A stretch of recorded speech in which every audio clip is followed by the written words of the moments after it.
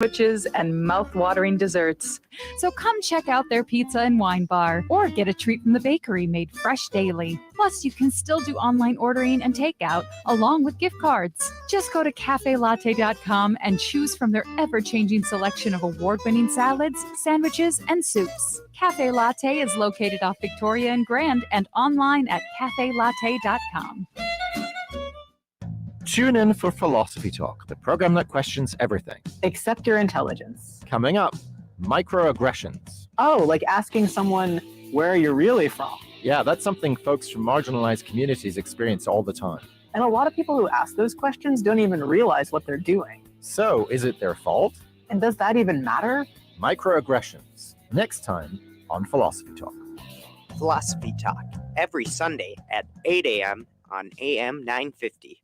With a look at your AM 950 weather, I'm Patrick Lilia. Clouds clear out tonight with a low of 10, then partly sunny Tuesday with a high of 29. Cafe Latte is unlike any restaurant you've ever experienced. Grab a tray and pick from their award-winning selections of soups, salads, sandwiches, and mouth-watering desserts. Cafe Latte, Victoria Street and Grand Avenue in St. Paul, or cafelatte.com. Portions of the following program may be pre-recorded.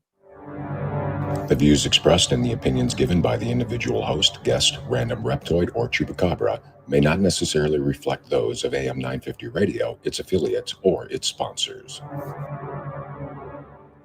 Now, it's time to step into the unknown.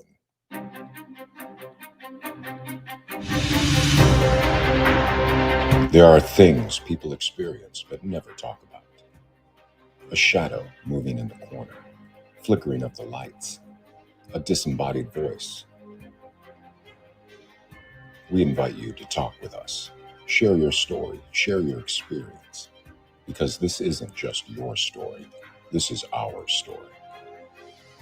This is GhostBox Radio with Greg Bakun. And this is GhostBox Radio on AM 950, where every night we talk about the paranormal, ufology, Bigfoot, and so much more. My name is Greg Bakun. Thank you very much for joining me this Monday after Thanksgiving. I hope everybody had a wonderful holiday, however you celebrated it. I had a great weekend. You didn't ask, but I'm going to tell you anyway. I had a great weekend, and it was really nice. I actually, as someone who is listening right now, I know I got to meet some people I never met before over Thanksgiving. Some family members and whatnot, and it's something I haven't done before, and it was fantastic. It was a lot of fun. It was really cool meeting new people, and it was a good weekend, and I enjoyed it quite a bit. So I hope everybody had something fun. I haven't been in the studio since Tuesday. We pre-recorded Wednesday and Thursday show, and I'm kind of like, how do I get in here? I kind of forgot just about everything. It doesn't take long, sadly, but I think we're back up and running. I mean, maybe we're on the air. I don't even know anymore, quite frankly. Yeah, it's good to be back, and we got a big week. We're going to talk about that in a second, but we're going to start it off with I think a pretty incredible story. There's a lot of pieces to this, and we're going to kind of get going on it here right away, because there is a lot to get through tonight. We're going to be talking with Cindy Sauer, and she wrote the book, The Exorcism of Cindy Sauer, and there's a story. I mean, obviously there's a story within the book, but there's a story beyond why we can't get the book at the moment. There's a lot of things to talk about here, and once again, folks, if you are listening, feel free to put in the comments any questions that you have, anything that you'd like to say, and we will address those as well. But I'd like to welcome Cindy to GhostBox Radio. How are you today? Good, Greg. How are you? I'm doing well. Thank you very much for joining me. And I thank you for joining me much earlier as well, I must say. I'm I was ready. I was excited. I mean, you were. Do you mind if I tell the story real fast? Great. You're like, this is amazing. Did you get the times wrong? I did. Okay. I mean, clearly you did, but I mean, I just want to make sure that I was just ready to go, Well, I mean, it's a big deal being on this show, isn't it? That you just, get there. Huge. Yeah, exactly. You get here about 4 hours early, Yeah. and I get this message from Cindy. I'm in StreamYard. Oh, am I like your most enthusiastic guest? Like, Yeah, normally I have to track them down. well, Are you hello. are you going to show up tonight or not? So, yeah, no, you are definitely I was you're all ready for this. So, it was. Thank you for having me on, though. I really do appreciate it. absolutely. Now, do we start with what happened? Is that where you'd like to start? Yeah, I think that's probably a good place to start at the beginning. Well, Okay. yeah. Well, oh, geez. It was okay. I mean, if we just to for the beginning of things, I think people should know that yes, I have had an exorcism. Mm-hmm. I have had it was a sanctioned exorcism. And what does that mean? That means that it was approved. They have to go through Oh, to do this. It wasn't, a deliverance or anything like that. This was an actual, what people think of when you think of exorcism. So yes, that did happen. got it. I mean, and that's what the book is about. It was, the book covers a good bit, but there's so much more than the book. And Yeah. that's what I'm trying to get to. But in the beginning, the book starts at the beginning of, when I was younger. Obviously, I've had paranormal experiences other than this. And I've been able to see things since I was little, very small. And I just grew up that way. So it wasn't anything strange to me. And my family, it wasn't taboo. So, spirits, ghosts, and things. I come from a Native American background as well. Sure. All those things are not foreign, and it was kind of just how we grew up. But, having said that, no matter how much you delve into that, no matter how much you think, and how much you study and how much research you do, you don't know, you don't know. And I know a lot of people would argue with that. And a lot of people would say, well, we've studied this, or we know demons. I'm a demonologist. I've done this for 20 years, whatever. But Mm-hmm. I thought I thought I knew a little bit too. And I thought that there were certain things that couldn't happen to me, to anybody. I thought that if you didn't entertain the negative side of the paranormal, that it would not entertain you. Sure. And that is wrong. That's just so wrong. And so I mean, basically it starts off with, the idea of and I do find it funny in a sense that you say that people are that they studied it, like you can't put, as you know very well, you can't put any sort of boundaries, restrainers, or anything around demons. No, you can't. They don't have, people think that they have rules, and yes, to a certain extent, I guess they probably would, but those aren't rules. Those are limitations. Right. Only because of the being that they are. But as far as rules, yeah, not it. The experience that I have had has broken a lot of rules that people assume, that we all thought, common things that people think are true about the paranormal were wrong. Right. People say if you're baptized, you're good. It doesn't matter. No. I don't I don't care if you're an ordained priest. I don't care. I feel, not even feel, the purer that you are, the better. It's just that much more. They're drawn to this because they want to destroy that. That's their goal. So, there are things you can do, I guess, but I don't know what the perfect recipe is. I don't know. To me, would you agree with this or disagree that, regardless of religion, regardless of where demons existed, religion or whatever, their sole purpose is chaos, right? Right. And it doesn't matter if you believe or don't believe either. Right. If you're an atheist, that does not stop them. They don't discriminate. And again, there's so much more to it that we don't know.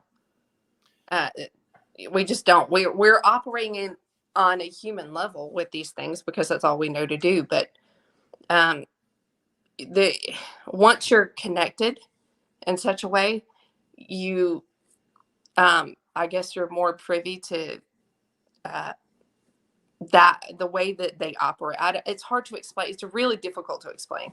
I'll start off. I'll go ahead with really where it went bad. I had a really bad time after my husband died.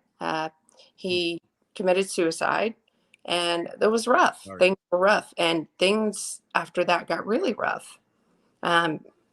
It got pretty out of control pretty quickly.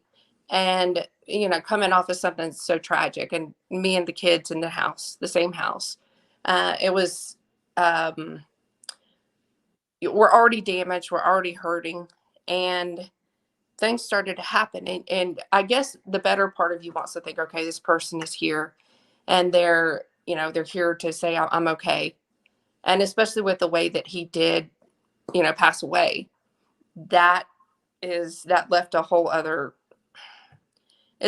component to grief that, a lot of people don't understand. But it was really difficult. And it was small things at first, just seeing things out of the corner of my eye. Things would touch me. I think more significantly, there was a time when I really got grabbed really hard, and I knew that something was wrong. I knew that it wasn't something good. I knew it wasn't my husband. And things just, they spiraled. It took a maybe, it's not a long period of time, maybe 5 or 6 months before it really just went crazy. That's pretty quick. And you said that, like, you could tell, I mean, obviously you could tell if it was your husband or not, like you said, but was it the degree of the touch, the grabbing, or was it even that plus something else that really started to get your attention? It was the manner that it happened, and I guess the physical intent behind it. And that's the best way I can put it. It was not good physical intent. And then once my daughter had seen my husband, actually, she was 13 at the time, and she had seen him out in the yard, and she completely lost it. She was so upset. My friend and I had to carry her in the house. It was terrible. And she said that, she saw him out there. She saw him out there. And she said there was something wrong with him. He looked mad. And so I'm angry at this point. Like, I'm really angry at this point. You're upsetting my child. No, it's bad enough you've done what you did, and now you're hurting these children. And I was angry. So I'm going to be a mother, and I'm going to go out there and try to fix this. And when I went out by this tree where he had a shop out here, there was just, it felt really heavy, and I was angry. So I screamed and I yelled, and you can't do this, in so many words. And I had something flew by my right ear. It was so close, I heard it. And it was speeding. It was very fast, went by my ear, and I turned and watched it hit the ground. And it was a lug nut from a tire, and it just whizzed right by my head out in the yard, middle of the day. So I got the message at that point. Okay, something's really wrong. Yeah. No, that's yeah, that's something. And you are, I mean, not to put words in your mouth, correct me if I'm wrong, you're kind of at your weakest anyway at the moment. Right. Absolutely. Yes. You have 3 kids, and yeah, it was rough. A widow. It was hard. And so when that happens, I have nothing. There's no recourse you can take. What do you do? Yeah. You don't, I mean, I put it on the back burner because that's all I could do. I had to get through this, and things just got worse. Now, there is a person that came into the picture. That one's going to be tough. This person's in the book. His name is Jason. he came into the picture at that time, and he was a former pastor with the AG Church, and he was my friend for a while, and we were good friends. And he kind of, he wanted more than that, but I just wanted to be friends. But we were for a long time, and he was like, okay. When things started happening, he saw them too. It was a little bit different because somebody was like, okay, I do see things happening. So I took a little bit of comfort in the fact that I was believed. Yeah. And I just kind of went about my business and hoping that it would get better, that it would just kind of drop off. Maybe it was this energy and all. I mean, after someone commits suicide in a home, I mean, obviously, there are risks for things to be there. So I was thinking, this is maybe what it was. Maybe it's just going to kind of die down and it will go away. And I was very wrong. It got worse. Oh yeah, it got worse. It got very worse. A lot worse. Cindy, why don't we do this? I'd like to, because I feel like we're going to get into that here. Why don't I go ahead, take our first break? That way we can focus more on what you're talking about. This is a very tough story to listen to. Yeah. I mean, you could tell it's very tough for you to recall. So let's take a break. When we get back, we're going to listen more to Cindy Sauer. You're listening to GhostBox Radio on AM 950.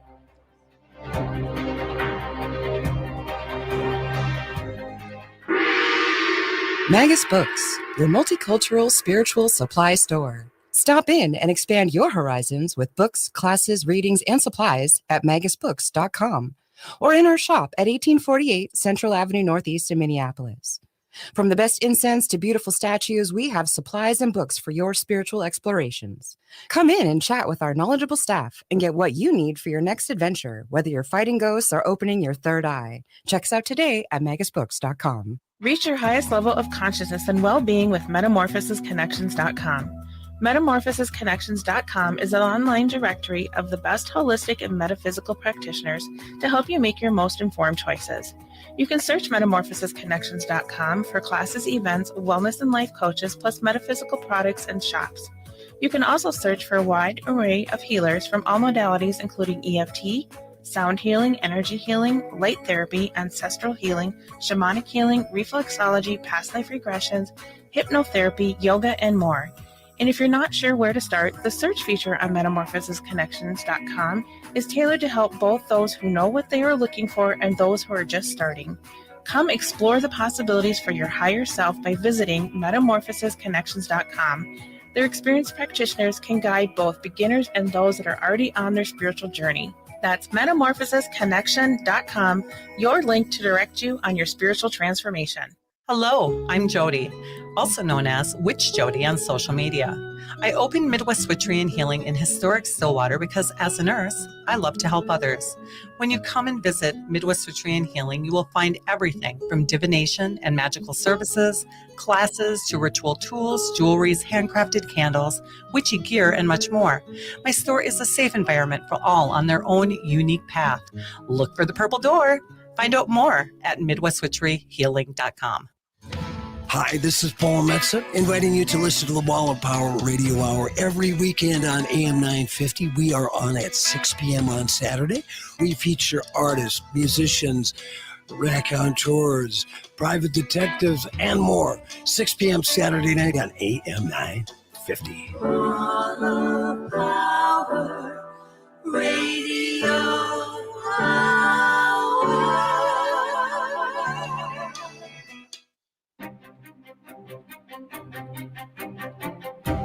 And welcome back to GhostBox Radio and AM 950. My name is Greg Bakun. We are talking with Cindy Sauer, and we are talking about the events that are in a book. We're going to be talking about how you can get the book in probably the next segment. It's called The Exorcism of Cindy Sauer.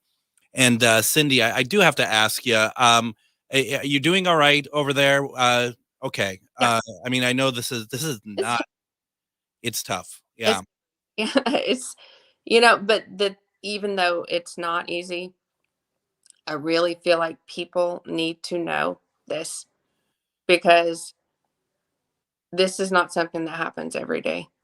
And I just want people to be more aware of these things. And there are risks, that you can put yourself at. And I promise you, nobody wants to have to go through that. No. So where we left off, folks, is that Cindy's husband passed away, and things started to get aggressive with spirit energy.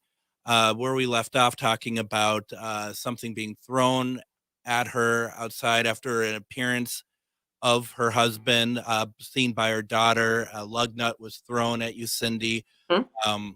And I just, before we get on it, at the time, did you think the appearance of your husband was really him? And now do you think, if you did, do you now think that was him or that was something else? At the time I did think it was him. I did. And I thought that he was very angry at me. Okay. I know that was not him. No. I know that it wasn't him. Yeah, at the time I did. And it was scary, because if he's capable of doing that, and this is the man I was with for 18 years, Yeah. if capable of doing that, like, what did I do? What is he going to do if he can?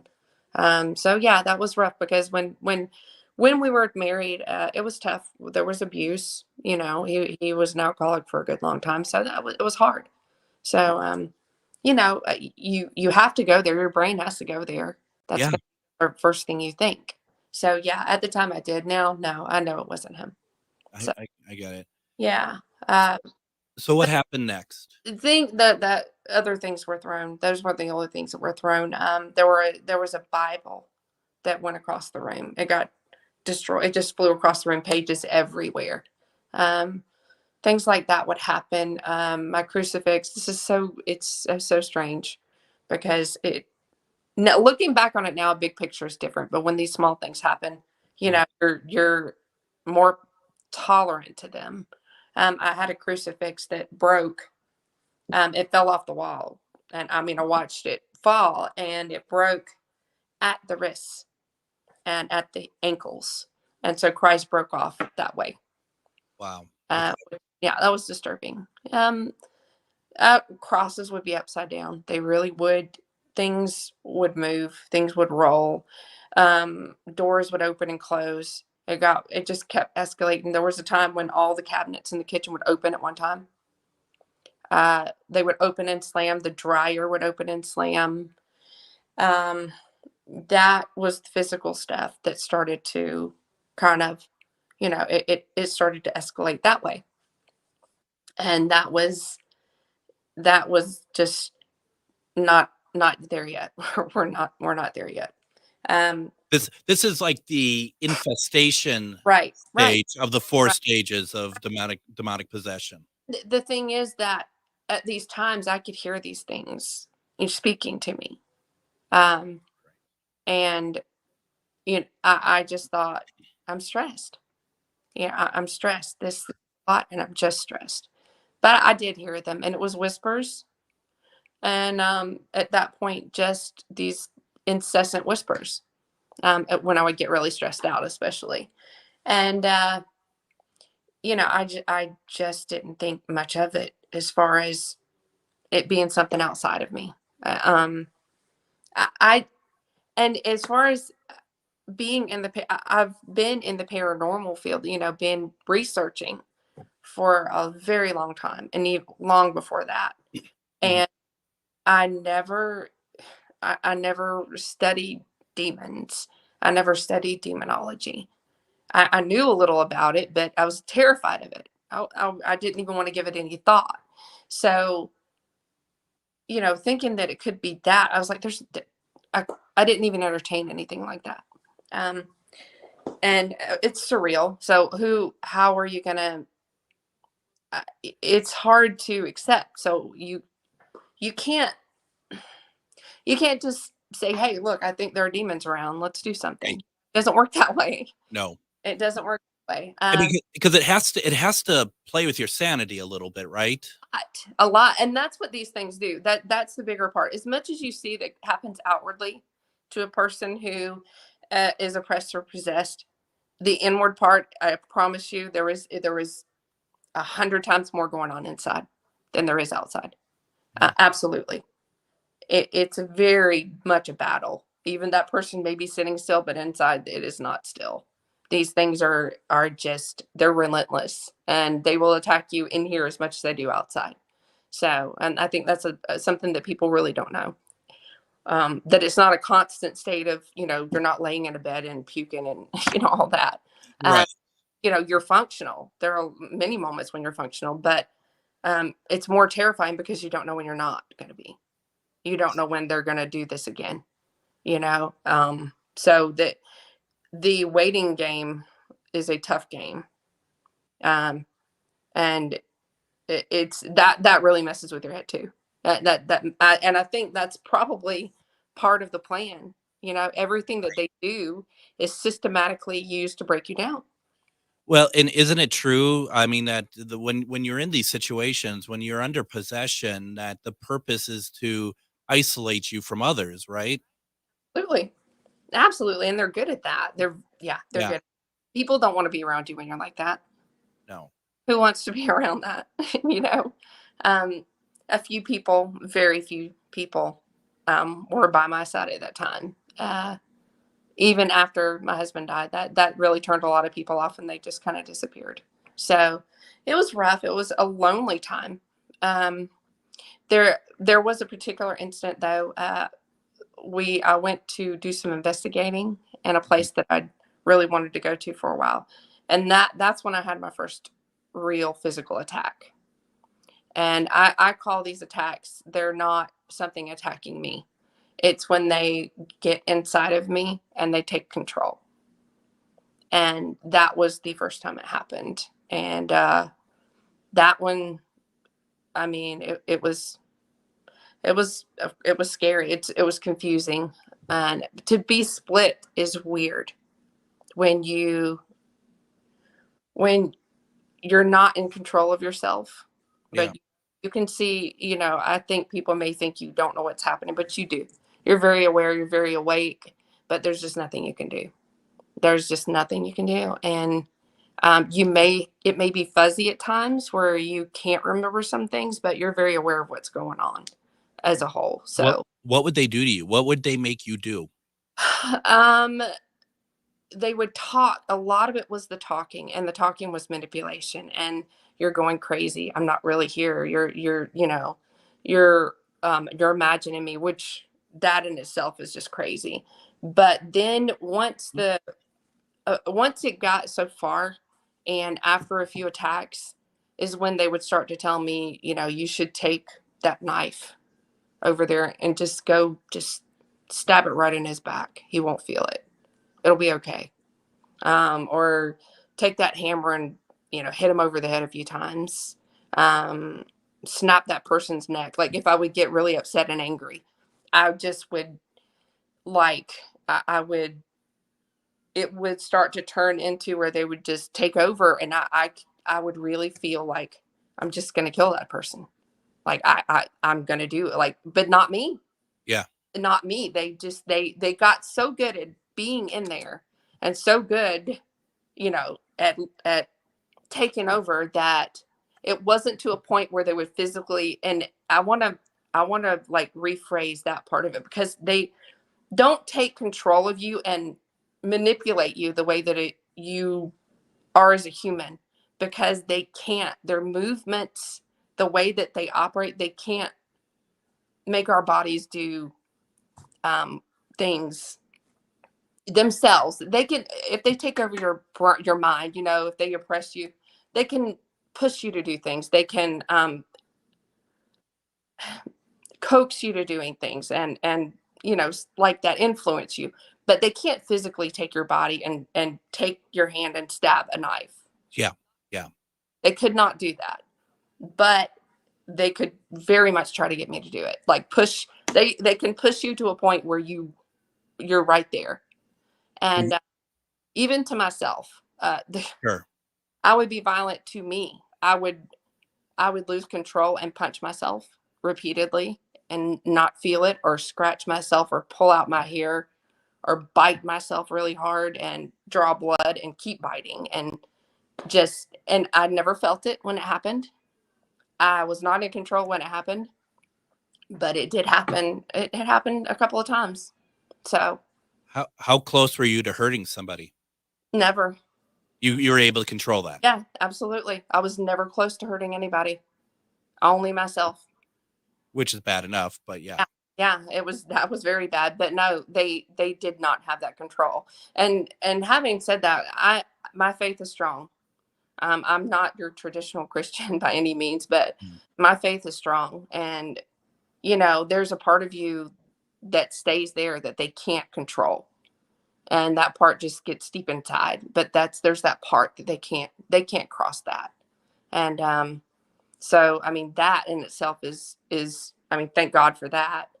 But no, I never came close to hurting anybody, even though they would push me in that direction. I never came close, never worried about it. I was never violent toward another person the whole time. So which is great. Yeah, it's really good. Yeah.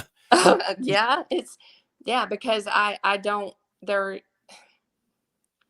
there are things that you feel guilty over.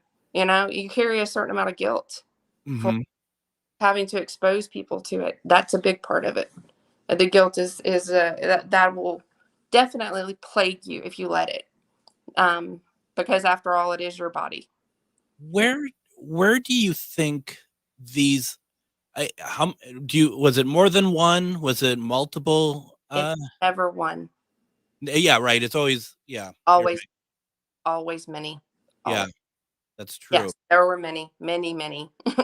Where do you think this started? I mean, do you think it started as simply you being at your weakest point? Did your husband have anything to do with it, being the type of person that he was, or from childhood? What do you think? Honestly, I really feel like that it was a childhood event that just needed a catalyst. Okay. And we've so many people have asked me that, and I've actually just discussed this with so many people, with the priest, with and that's the part that's confusing, because we don't really know for sure. We can't pinpoint it, and that makes it that much more difficult, because how do you solve it if you don't know what the origin is? Like, where did it come from? And we've tried different approaches to to helping and taking care of it. Did you ever think, I mean, did you try or ever think of like any sort of regression or anything like that? I mean, I'm sure everything I'm saying, you're just like, yeah, Greg. Do you think you haven't tried? Yeah, I don't know if there's anything I haven't tried yet, because I've been dealing with it for such a long time. Do you think that they're hiding it purposely in your mind? So yeah. Oh, absolutely. Yes. Just as much as if something's happening, let's just, for instance, say, the priest is coming over for an exorcism. They're not going to tell me, hey, I'm coming over at 12 for an exorcism. They're not going to tell me anything. There might say he wants to come and just speak to you for a minute, which is how they did the first time. Because whatever I know, they will know. So yeah. So I knew already. I knew what was going to happen. I already knew it. And they were going before the priest even got there. It was bad before that even happened. And they left me in the house by myself, which was not a good idea. I don't know why they did that, but the guy that was there, that was helping me, went out to meet the team, and they left me in the house. And by the time they got back in, I was going for the cutting board, and I was going to cut my leg open. I was being instructed to cut open my thigh and open it up to see what was in it. It was just a way of just making me crazy. And I started to really lose control physically, like hardcore lose control. Then by the time the priest got there, I was fully gone, as far as I was aware, but And I had moments where I could come through, but it was pretty bad at that point. So because how many sessions did your exorcism take? Well, I've had 2 exorcisms. Okay. Yeah, I've had 2. And they were 2 separate ones. The first one, how many? Oh goodness. Well, I don't know how long it was. It was quite a while. And they had to repeat the rite. I don't know. I know more than one time, but I'm not sure how many. They did record it, but I've never seen it. The recording is logged away, so I would prefer it be that way. Yeah. I don't know. I'm not sure, because there are, like I said, there are gaps, and there are moments when I was not, fully aware. I don't, and saying that, I don't know the lapses because I can't remember. So, right. And I've heard some of the people who were there have told me some things, like my eyes changed completely, just to white. I know I pushed a couch with just like my head, on the floor, like just pushed so hard the couch like went. It went 3 or 4 feet, I think. I know there were a lot of people holding me down, and that it's fuzzy, but I remember the just the basic structure of the people in the room. That's all I can. That's the only way I can describe it, because I'm not seeing them, but I'm feeling them. Got it. And it's so strange. It's just it's hard to convey. It's really hard to convey. And you're hoping that no one ever has to be able to feel it from your thing. Yeah. No. I hate doing this. We're going to have to take another break it seems so ridiculous after having this very strong topic to be like, and we'll be right back. I'm sorry, we have to do it. So, and you know that, I know, I just feel really weird after a very heavy conversation. Why don't we do this? We're going to talk more about Cindy's exorcism. We're going to talk about her book. We're heading into the last segment. And we're going to continue this conversation about the exorcism of Cindy Sauer. You're listening to GhostBox Radio on AM 950. Hello, I'm Jody, also known as Witch Jody on social media. I opened Midwest Witchery and Healing in historic Stillwater because as a nurse, I love to help others. When you come and visit Midwest Witchery and Healing, you will find everything from divination and magical services, classes to ritual tools, jewelries, handcrafted candles, witchy gear, and much more. My store is a safe environment for all on their own unique path. Look for the purple door. Find out more at MidwestWitcheryHealing.com. Located just north of 50th in France, the Great Wall Restaurant has provided a delicious taste of authentic Chinese cuisine since 1981. Specializing in Szechuan and Peking dishes, they offer one of the most extensive menus in the Twin Cities. Favorites include hot and sour soup, pan-fried dumplings, and mushu pork with homemade Chinese pancakes. Stop by their Edina location or call for takeout at 952-927-4439. See the full menu at greatwallrestaurant.us. If you own a holistic or metaphysical business and are looking to expand, then you need to be listed on metamorphosisconnections.com. It's a network where you can grow with like-minded practitioners and reach new clients.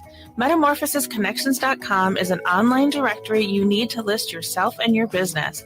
Our platform makes it easy for you to create listings of your products and services, and you can also choose to list your classes, events, and so much more.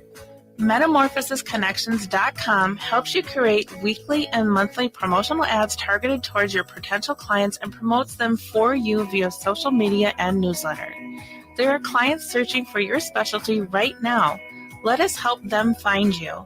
Start your listing today so you can share your own unique gifts and talents by finding the level of membership that best fits your needs. Let us help you reach your clients that are searching for what you do. Visit metamorphosisconnections.com and sign up today. With a look at your AM 950 weather, I'm Patrick Lilia. Clouds clear out tonight with a low of 10, then partly sunny Tuesday with a high of 29.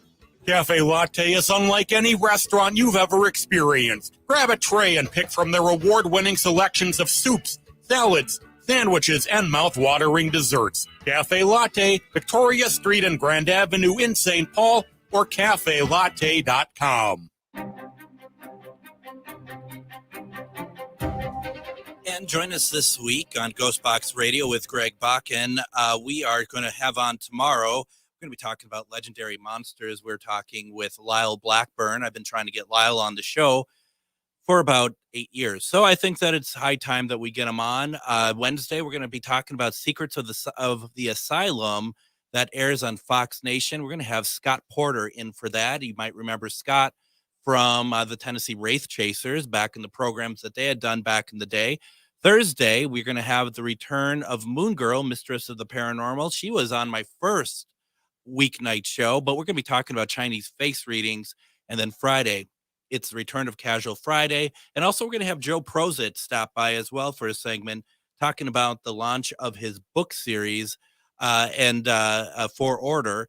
But we have a very serious conversation going on right now. We have Cindy Sauer on her book that she's written that is not currently available, but will be, The Exorcism of Cindy Sauer. We are going to be talking about a lot of this, and got a comment for you, Cindy. Joe says that so much respect for Cindy. More than a survivor, takes a very strong person to share this story. And as you know, as we can see, I mean, this isn't an easy story to tell at all. And I appreciate you talking with us about it because I am not a demonologist, but I study it. And so it's, it's very interesting to see, what's going on. So you're free of it.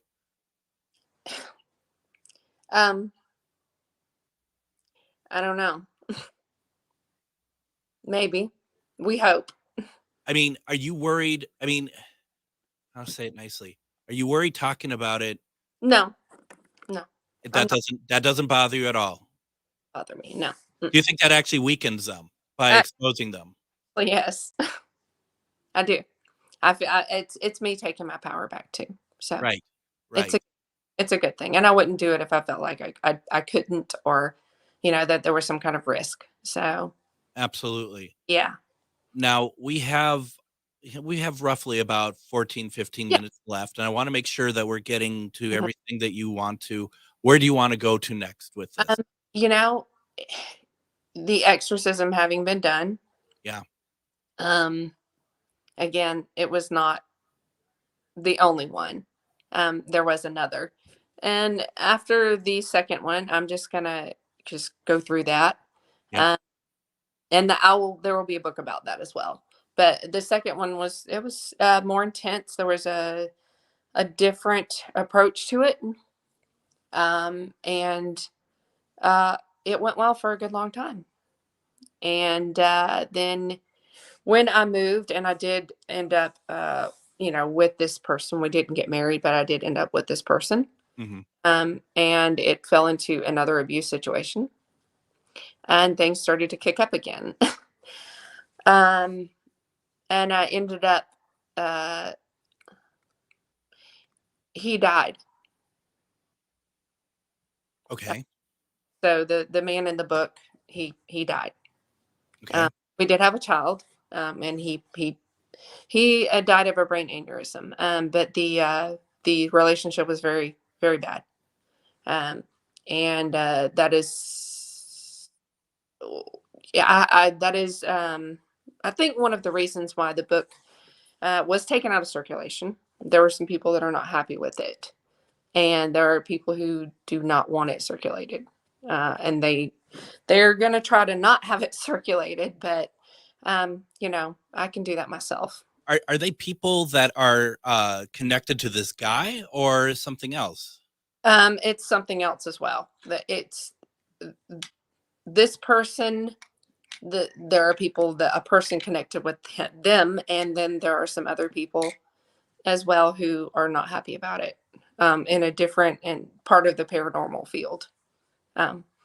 So I actually went to a convention at one time, a paranormal convention, and it went really bad. It went really bad. I was in the,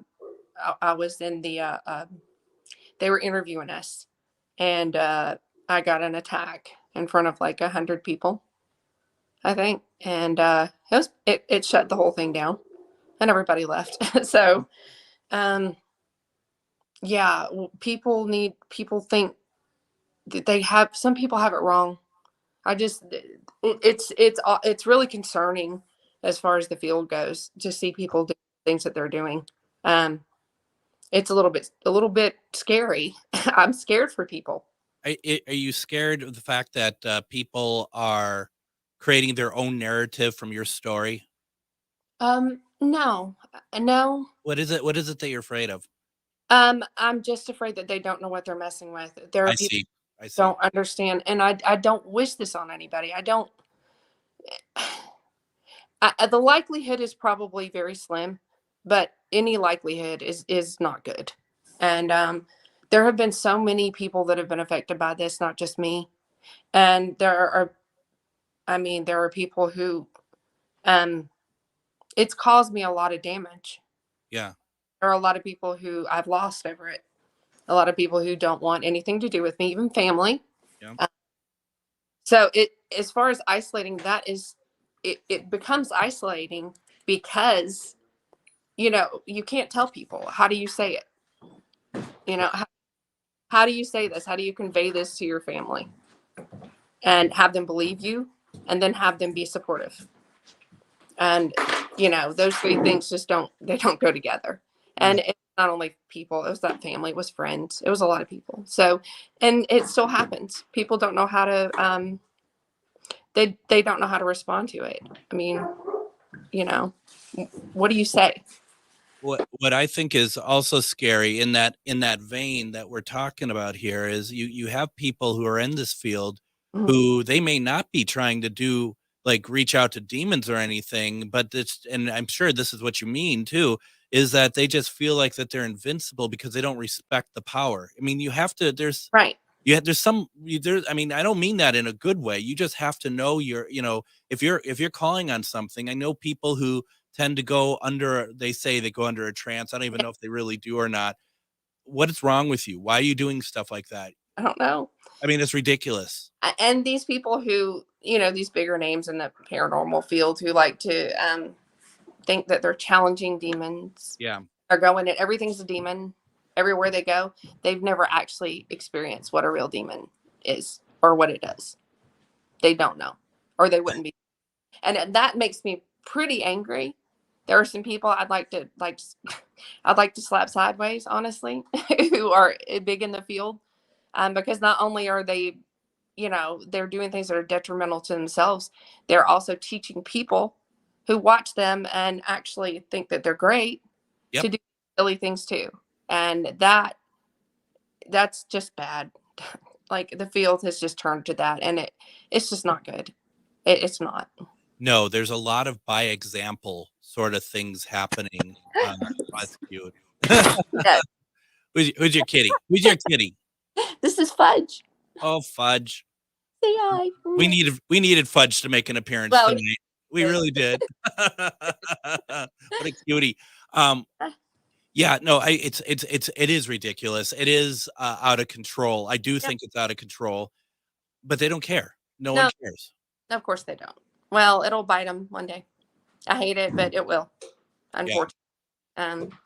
Well, because it's anytime and that's, do you think you've invited something in when this all started? No. So that's one of the norms that you had kind of alluded to. Right. No. Nope. I do not. That was not the case. Unfortunately. And here's the thing. These people that are devil worshipers and, they're running around doing things in the name of Satan and worshiping him, that this is not their focus. That's not their focus. They don't need to do anything to these people. No. They are going to find the brightest light and they want to snuff it out. And that's what they try to do. Yeah. That's basically in so many different ways. And like I said, again, it's not just physical. It's every part of you. It's every part of you. It's your psyche. It's your soul. It's your physical body. It's everything. It's all. Now we're coming up about 6 minutes left. What is happening with the book then? Okay, so the book was taken out of circulation a few years ago. Yep. I did Dark Moon Press recently, and they did inform me that it was taken out of circulation. And I told them under no circumstances would I have taken it out of circulation. And I kind of had an idea of how that would have happened, and I don't really want to, say anything. Sure. Nope, that's fine. But it was, and I was not aware that for a few years now, it has not been able to be purchased. So we're going to fix that. We're in the works right now. We're fixing that. And I am purchasing a box of books. So if anybody would like a book at this point, all they would need to do is find me on Facebook. And it's Cynthia L. Sauer on Facebook right now. And after that, they just DM me and we can get something going. So I'm still working on kicking off an Instagram and everything again. So we're working on that. We're in the infant stages right now, but we're getting there. I would definitely, even though my camera has stopped, and it's just bad battery. I would definitely, I'm going to reach out to you about that. I really want to read that book. Okay, that's great. Anybody that wants a copy and even wants to know more, ask me a question. It's okay. That I don't mind answering questions. I know people are curious, and it might help people be a little more understanding too. So I'm open to questions. But again, there will be a part 2, and we're rolling with that. So be ready for that one. Yeah. No, I mean it's pretty incredible. What would you recommend for anyone who, because I think part of what was going on here is that you're kind of doubting what was happening, right? Right. Look, don't trust your gut on these things. And I'm not even just saying, as far as demonic activity, but the paranormal field is a strange thing. I mean, everything is strange. It just is. And if something's going on that you're not sure about, if something is bothering you or causing you any kind of distress at all, even if it's a loved one, you really should address it. Don't put it on the back burner. Take these things seriously, and not like TV seriously, not right. Seriously. Take them seriously as in, on a spiritual level. You really have to. Just because it's not physical doesn't mean it's not real. What would you recommend someone does if they feel like that there is something very wrong going on with them? You need to find a very a good paranormal team. Do your research on that one. Find a good local team. If not, reach out to me. I'll help you find one. I'll look. I've got connections in places I can dig up, and I can try to help the best I can. But get help from a good team, and don't wait. Don't put it off. Are you thinking team over like a demonologist or something? I'm not. I'm thinking a person who knows a lot, but a lot of paranormal teams, they need to come in and document first. You know how that is. Yeah. Documentation has to be there in order for it, for the demonic activity to be taken seriously. It really does help. So yeah, it should be a good team who knows what they're doing, obviously, and a demonologist absolutely would help. So I agree. And that's a hard one, isn't it? Because you said like finding a good one, because it is hard. There are hack teams out there. Anybody can put a team together and say, hey, we're a paranormal team, and they've been doing it for 2 days. You really have to do your research. And a TAPS team is, if you can find that, a TAPS member team, and I did that. So that's the recommendation I can give you. And for people who don't know, TAPS team is a ghost hunters, like Jason Haas, an affiliate from them. And they have teams all over the world that are part of their group. and they're usually very good teams. So we have one in the Twin Cities here. So yeah, that would be my recommendation. So yeah, take it seriously. Take all seriously. It really it is. And I mean, and you know, one last thing is before we start wrapping up. I mean, the one thing that is very important too is, you know, what you had said about, you know, you feel like people are very quick to say, oh, it's a demon, but to your point, you'll know if it's something more than just some kind of spirit interference. You will know. Trust me, you will know. That's all I have to say. You will know. If you say, is it a demon? It's not. Right. Oh. That's a great way of saying it, actually. If you even question it. Yeah, then it's not. Yeah. It is not. I've run into a couple cases. Yes. True. And you got to be careful. That's for sure. You wow. Cindy Sauer, what a incredible conversation. I really would like to have you back on and talk more. You know, when you're ready or when you have something to talk about, because this is very informative and people need to hear this. Yeah, I agree. And thank you for having me on. Thank you very much. I would love to come back. Absolutely. Tomorrow we have Lyle Blackburn. Have a good night, everybody. Your radio station for the resistance, the David Pakman Show, weekdays at 2 p.m. on AM 950.